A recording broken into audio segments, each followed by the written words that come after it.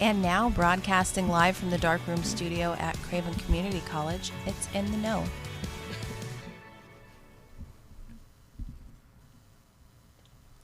Hey everybody, welcome to In the Know. It's Thursday morning. It's February 16th. I'm Craig Ramey. I'm one of your hosts here. Joined with me is... Hi everybody, it's Megan Johnson. So glad you could be with us on the In the Know podcast at Public Radio East Studio. We are in the Dark Room. Darkroom studio, yeah, on the New Bern studio. campus. Yeah, we're here every Thursday having fun, being silly. Based on some of the things on the table, I've got a feeling that today we're going to get nuts. We are nuts. Yeah, I can tell. It doesn't take long looking around to tell that there's some theme that I don't know about yet. Yes, we have not discussed it. You don't like to talk about it ahead of time. I don't. I like to be surprised. But we're going to indulge. But before we indulge, I'd like to introduce our guest because we liked him to indulge with us. And so down at the end of the table, we've got Dr. Michael Casciello, and he's with CCHC's cardiologist with heart and vascular specialist. So thanks for being with us. Absolutely. Good morning. Good morning. Good morning. Welcome to the show, Michael. Well, thank you. So do you want to take a stab at it? What the day is? I think it's National Almond Day. Is that Bingo. right? Yeah. Yes, you have won. There are almonds everywhere. There are almonds. There are almonds everywhere. So it's, of course, I brought the non-healthy. So we'll go non-healthy first. So okay. Sometimes you feel like a nut. Sometimes you don't. Almond Joy's got nuts. Okay, so we'll keep going.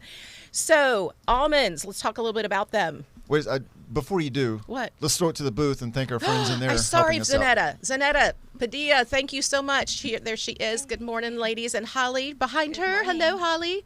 Good morning. And they make us look and sound good. So thank you, ladies. Do you know that theme song that Megan was just singing? Zanetta's really young, so that's why I'm she's asking. shaking her head. Yeah. Nope. That's why I'm asking. Yep. Yep. Yeah, somebody brought that up yesterday, and they're like, "Yeah, do you remember that?" And it was the coconut fell out of the tree, and it was on the little deserted island. Do you remember that one? Yes, I do. Okay. Mm-hmm. All right. Nut. Sometimes we're just. I know. I'll interrupt you again. Sometimes we're just reminded that. How old we are? Yes. That's okay. Yeah. But Dr. Casciello is going to help us figure out how we can stay healthy and older. I love it. So we're going to dive into that. But we're going to talk about nuts first, Dr. Casciello. Absolutely. Almonds first. Almonds first.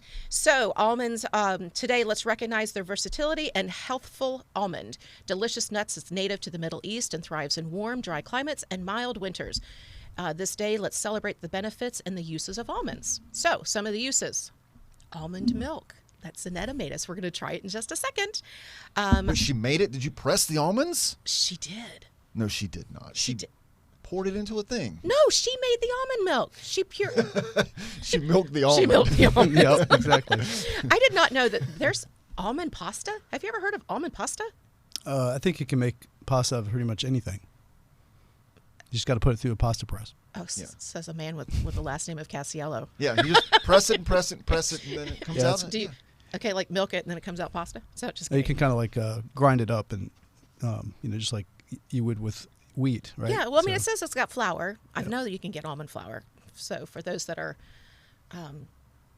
celiacs, right, that can't digest. So butter, oil, meal.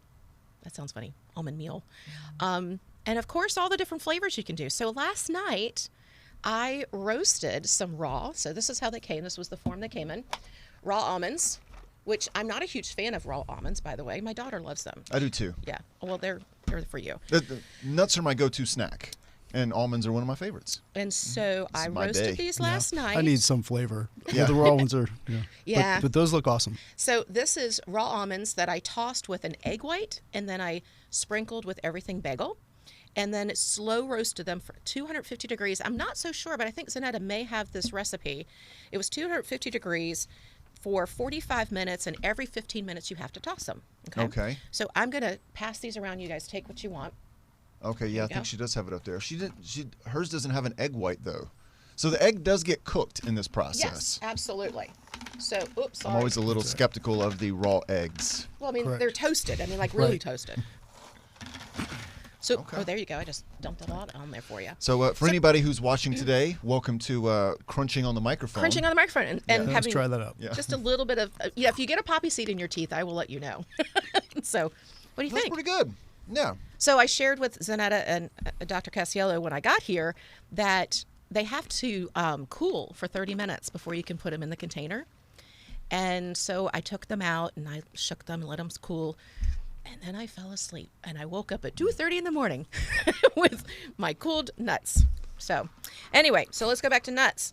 Nuts are, almonds are one of the most heart healthy foods on the market, packed with vitamin E, magnesium, and fiber. According to a survey, 500 health professional, almonds may be beneficial in a healthy lifestyle. According to the U.S. Food and Drug Administration, scientific, and that's in quotes, evidence suggest, but does not prove that eating 1.5 ounces per day of most nuts, such as almonds, as part of a diet low in saturated fats and cholesterol may reduce the risk of heart disease. Megan, yes, we are a legitimate podcast. We are. That gives true information. True. And I feel like we should not be spreading information that is false. Scientific. Well, I did air quotes. I mean, and I did bring the professionals. Yes. So. Yeah. And I'll be honest with you, the magnesium is a big deal. Is it? We have so many people taking medicines that are antacids like omeprazole and pantoprazole, all the ozols. I take Azole. It really limits your ability to absorb magnesium in your food, and then your kidneys waste it down the toilet. So we have a lot of people with heart rhythm problems because their magnesium is very low. So eat all the almonds you can. Oh, wow. Okay. See? Give me 5. Okay, I will. All right. And now I'm going to shake the almond milk and have a sip. Come on, that was a weak shake. Come on. I I'm was gonna shake afraid it up, I right? was like going to dump it. How do you I'm open this a little thing? bit afraid of the chunky stuff on the bottom. It might be in there now. Yeah. Chunky stuff. That looks really good. Yeah. You're going to give it a shot, right? Oh, absolutely. At least a shot. A shot. All right. Can we share? I don't You'll know where I've sipped because it'll have my lipstick on it. Okay. That's better than expected. What did Not you? a fan. I wasn't sure if it was going to go down. What did you sweeten it with? Maple syrup. Sometimes I'll do a date, but this time I did maple syrup. Yep. Oh, interesting. Very good. Yeah, it's okay. Yeah, I think I'll just I'll take this home and I'll add a little Carolina Reaper to it. There you go. So, okay, we started it off talking about heart health, and we did this because this is Heart Health Month. So we wanted to bring Dr. Casciello on to talk a little bit more, not just about almonds, that they're a good, healthy food, but what heart disease actually is, and how do we fix it, and how do we prevent it. So, again, thank you for being here. Yeah, so, yeah, definitely. First off, I tell my kids every morning that it's our job to make the world a better place around us and to make a difference. And thank you very much for inviting me to the show today. And hopefully this will make a difference for at least one person out there. We have so many things in cardiology and heart health that are important. We've kind of have specialized, even though cardiologists have different little roles. So my job is more like a general contractor. Other times we have people who are more plumbers with fixing arteries, and other people that are electrophysiologists that fix electrical problems, so I call them electricians, and a couple other areas. And so whether it's heart failure, heart attacks, sudden death, irregular rhythms like atrial fibrillation, which seems to be very popular nowadays, there's a lot of facets that go into heart health. Why is it? Why is that a popular? Well, as people get older, they're more likely to develop problems, right? Okay. It's not just getting older, but actually the problems that come along with time and wear and tear. Okay. And so changes in the heart that happen on a microscopic level lead to different things, and heart rhythm problems can arise from that. And so most of the time it's the typical risk factors that you may already have heard about that are preventing coronary artery disease and heart attacks and strokes that also play into the atrial fibrillation. Of course, I mentioned the magnesium earlier. A lot of times it's just that. But and magnesium has a lot of other benefits too. It helps with sleep patterns and digestion, and yeah, restless legs I think may be related to it. There's a lot of stuff that goes into that. But you guys asked me to bring a few props, so I brought a couple things. But we have, like I mentioned, a lot of subspecialties, and a lot of the things that we do in cardiology that are sexy and or wow kind of things are gadgets, right? We have a lot of gadgets that have been invented over the past 50 years. And so, one of the things I wanted to show you guys, because I don't know if anybody has an appreciation of how even a pacemaker works, right? So this is actually a defibrillator. It's very big, has extra batteries, so it can shock you if you have a fatal heart rhythm. It's kind of like having a defibrillator, a crash cart, but inside your chest. Whereas this is a pacemaker. that's much smaller. It just gives you a heartbeat when you don't have one. And they're hooked up to wires, right? So the wires get plugged in, and then we fish this other end of the wire down into your heart through the veins of your body. And then it has a little corkscrew at the end that we tie, corkscrew it in, and then the scar tissue forms around it. After about 6 weeks, it's a good anchor set, right? And so all of that is sewn up in the body after the surgery, and it's under the skin, right? So this is so it'll go. I don't know if you guys can see that, but it'll kind of go here, and it's underneath the skin, and then the wire will go down. And there's usually some slack, and we just kind of wrap it around like that, tuck it under. So it's up there, so you can access it later if you need to change out a battery, or right. And so that's the good question. Yeah. People say, "Oh, can we change out my battery?" We actually take the whole thing out. It's hermetically sealed. We don't want battery acid to leak out and things. They actually had back in the 60s. They had atomic ones, nuclear powered ones, which didn't make it very long. But now we have. I'm going to show you, let you guys hold one of those. You can share those. This is another pacemaker. That's the whole thing. Really? Right? No wire. It's a wireless pacemaker. You see it has little grappling hooks on the end of it tiny. there. Yeah, it's like a little 22 shell. It's Exactly. Like very small. I was thinking a fish hook. And it could be a fishing lure. And Yes, some of my patients say, "Hey, that's can what I it have that looks for a like. fishing lure?" And then so we put this through a catheter in the groin in your vein, and drive the catheter up to the heart. Drop this off inside the heart. Come out, and we're done. It's a very easy procedure to do, and then. So the recovery is much less. So I use this a lot in people that have who are older or have a high risk for having infections or issues with getting the wires to where they need to go. Because obviously this doesn't have nearly as much computer power as this thing does. But the battery's about the same, 10, 12 years. And the problem the limitation is this is only for the ventricle, the bottom chamber of the heart. And Do you need to get it? well, pardon me? Your phone. I didn't know if you needed to No, get the phone it's call. somebody from Duke calling. It's all right. Oh, okay. We'll go on Well, back. no, it's so, all right. so with the ventricles down here, the bottom Okay. chambers, right? So this goes kind of like right in the wall there.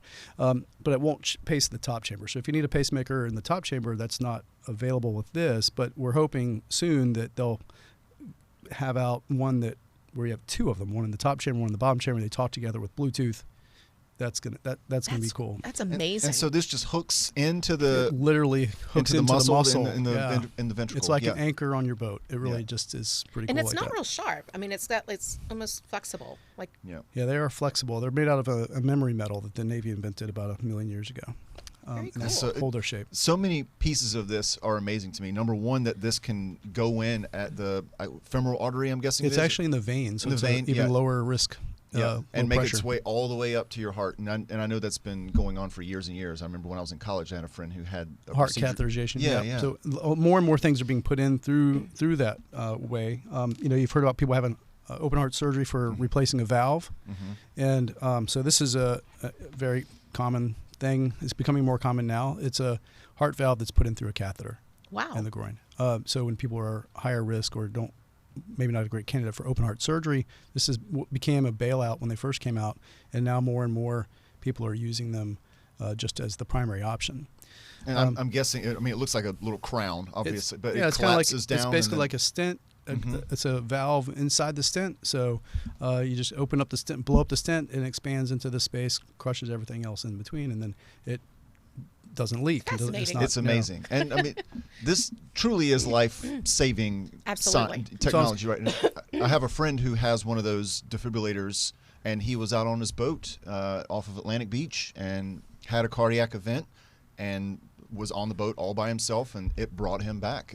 They're amazing. Wow. And we see we follow these devices, the defibrillators and pacemakers, remotely through the internet, through the cell phone towers in the neighborhoods. We see people's devices every day. Yeah. If there's ever a problem, we get Wow. alerted to it. It's kind of like having OnStar in your heart. That is instead of your amazing. car. Yeah. This is the valves. Like this is a normal aortic valve, and you can see how you can get I'll let you show that. It's you can get your finger through there pretty easily. But this is some of the stuff that's just going along with age, wear and tear type stuff. This is a bad valve. This is a valve that's become stiff, laden with cholesterol and sclerosis. That's from atherosclerosis. You can't open it, and so that's a lot of times is the type of valve that we This would is the bad one. fix. That's the, Oh, yeah. Yeah. So you can tell your heart's not going to have much luck getting blood out of the heart if it's up against a blocked door. wow. What's that? So this thing is, thanks. This thing is a old model of what used to be or still is a left ventricular assist device. So we used to have heart transplants, and I'm sure you guys have heard that. But some people aren't a candidate for it, or they can't get a heart or something like that. This becomes a way of keeping them going. It's like basically an artificial heart that's implanted in an OR. And it has drive lines and pumps, and the little propeller in there kind of floats in a magnetic field. It's very cool. But and there's more other devices like this. It's just one example. And it first came out as a bridge to get somebody from their dying from heart failure until they can get a transplant, but it has become more and more used as the destination for therapy. So that's so people like that stays in. They don't stay in the hospital with that. Correct. They go home. They live their life. Wow. With that. Is that heavy? I mean, I know well, the model probably is. Yeah. But this is just Okay. the fakey thing for patients to kind of show them. So we've seen things that can help fix folks that have gotten heart disease, but what actually is the element that starts heart disease? Because I was reading yesterday, and it says that you can actually start having signs of heart disease progression in your teens. Absolutely, you can see like cholesterol plaque building up in the vessels, especially as the obesity epidemic is really taking hold. A lot of children are undernourished, overfed, underexercised, playing with their phones, all the things that we talk about as old 1970s, 60s people. But you're right. A lot of this stuff is marketed by companies that invent it. They put millions or billions of dollars into research. They want to make their money back. We talked about the pacemakers, these kind of things. I mean, everything is marketed. An example is the Watchman device that's closes off part of the atrium to try to get people off of blood thinners when they have AFib, and that's a very expensive thing, but it's pushed to doctors, it's pushed to patients, it's pushed at the meetings. Hey, do this, and it's still not better than just taking blood thinners. But people think, oh, that's a great device that can get me off blood thinners. So a lot of the pressure that we have financially and through society is to use these gadgets which catch attention. But to be honest with you, the most important thing is prevention and living right. And so there was I went to medical school in Washington, D.C., or in Bethesda, Maryland, at the military's academy for med school, kind of like the West Point for med school. And when I graduated, I was walking at the Potomac River with one of my mentors, and this person was drowning in the water. So I jumped in, pulled him out, started doing CPR, mouth-to-mouth, all that stuff. And I thought I was great. Like, this first day I'm like a doctor, really. You're like Superman. And so we kept walking after that, and another person's floating down the river drowning. So I jump in, save them, do the CPR, do all the things. And I'm getting tired, but I did it. And so then another person was drowning. So like 30 minutes later, I'm jumping in the water, and my mentor's just looking at me like, oh, I can't believe we're doing this. But I almost drowned myself trying to get the third person out. And he finally turned to me and said, you know what? You're going to wear yourself out trying to save all these people. Yeah. By just pulling them out the last second. What you need to do is go back to the bridge and tell them to quit jumping off. And so that's really what we miss in modern medicine, is the prevention, nipping in the bud kind of thing. And we have Holly and folks in the studio. There's 5 of us, right? Yeah. So if all 5 of us are destined to have a heart attack, 4 of us would not have a heart attack if we would do something simple, which is eating right, exercising just 20 minutes a day, not smoking, and avoiding extra sugars and things like that. But so that's I stole that from a patient. In fact, there's still got some in there. As a warning, any patient that comes into my office that has their cigarettes with them, they're going to get confiscated. Really? That's, in my view, it's malpractice for me to let them walk out. If they have Oreos in your pocket, they're going to take those too, right? Yeah. In fact, I encourage people to go to their car and bring the stuff from the car also, and bring them into the front desk. I mean, they're cigarettes. Basically, I tell people, we use a lot of medicines. You have a lot of procedures. You've been in the hospital. We're having you take all this stuff. You don't like the chemicals, but you smoke. Right? Sure. Yeah. And you're smoking a cigarette actually undoes all the good work I'm doing. So you're kind of wasting time. Vaping has become so popular the last decade. But people have I think it's a misunderstanding that vaping is healthier than smoking the cigarette. Is that what you see as well? I'm not a pulmonologist, but I think most of the vaping issues are pulmonary related. But anytime you're putting something other than just normal clean air in your lung is bad. Yeah. I mean, it's just taking a risk. Yeah, it's just not the way it's supposed to go. Yeah. And vaping can be dangerous because people can put other stuff in there, right? And it's just another vehicle or another avenue for people to get alcohol or drugs into their system. Yeah. But the challenge, of course, is that with all these preventative measures, it's like anything. It's like repair around your house, right? Like I'm going to let that go until it falls down, and because you've got so many other things going on. Like, how do we get people to understand that it's never too late to start, but you really should not wait until you're in your 60s to decide to.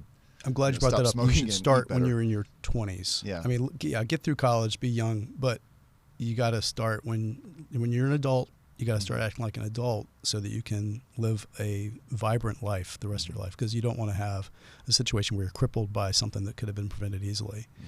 And it's very hard to make changes. We get very used to the things we're doing, and the later you wait, the harder it is to change. But I think there's whether it's yoga, the Mediterranean diet. I tell people about the Mediterranean diet all the time, and lots of fish and olive oil, fruits and vegetables, nuts, actually, those kind of things in a diet. And I tell them to have 5 servings of meat per week, where 4 are fish, not crab, but actual fish, and then poultry, and any animal that has more than 2 legs, don't eat it. But that diet reduces cardiovascular death by 30%. That's better than most of the medicines we use. So full disclosure, you guys know almost a year from now, next month, my husband had a heart attack and was having discomfort for quite a while. And we talk about some of the signs and symptoms of heart attacks. We'll do that in a minute. But that's where I met Dr. Casciello. He went in for a procedure that you were able to do the procedure, but you weren't able to fix it because he was really too far. So at that point, he needed open heart surgery. So we had that all planned out. So once we had him successfully healthy, and we could go back to Dr. Casciello, and yes, we got the same speech at bedside that don't eat anything that has more than 2 legs. Right. And then when he said Mediterranean diet, Gary looked at me and goes, "What's that?" And I said, "I got you covered." Yeah. He's got a great recovery. He's lost 60 plus pounds. He's been a very compliant patient. And but then after I was at one of his doctor visits, and I looked at Dr. Casciello and I said, "I'm not having any problems, but can I just come and see you for preventative? Because this was crazy reactive. I mean, we had to keep this man alive before we could get him into surgery, and that was really stressful on the wife. So I have a family history. I have a terrible family history of heart disease. So that's when I decided to go in, and that's part of my preventative package, right? I mean, that's right. So I'm preaching to people not to go out and just eat almonds, but listen to your body. Gary would have been dead on the side of the road taking a bike ride with the dog if he had not listened to his body and sat on the couch. So and just do that. Go and see whoever you see on a regular basis. Say, "Hey, I just want to do something to be preventative." And most everything that is going to make the most difference is going to be lifestyle change. It's not going to be the medicines. It's not going to be the weird gadgets. It's not going to be that stuff. And hopefully after today, there's somebody listening that isn't going to wait until Gary did, but maybe 40 years earlier makes a difference. So you've met my wife. She's one of our nurse practitioners, does heart failure in our heart failure program. And she has really got me into shape. We do eat right, but things I wasn't doing was exercising on a regular basis. And then having a good mindset is so important. Good night's sleep, good mindset. I mean, and we do yoga whenever we can, and some of that's just relaxation. I mean, doing something that you enjoy just for a little bit is actually part of the Mediterranean diet philosophy. And doing those things, starting early before you start to develop the problems, is the key. It's prevention, prevention, prevention. That's awesome.